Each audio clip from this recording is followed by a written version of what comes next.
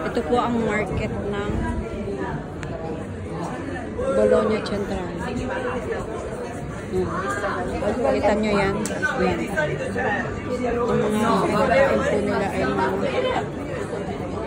affettato, prosciutto. Kita nyo yung prosciutto. Yan.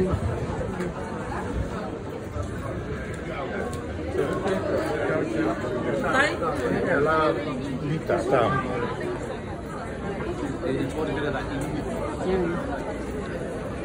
Kung gusto nyo naman ng formaggio, ito ang mga formaggio. Parmigiano. Kung gusto naman ng tortellini, ito ang tortellini.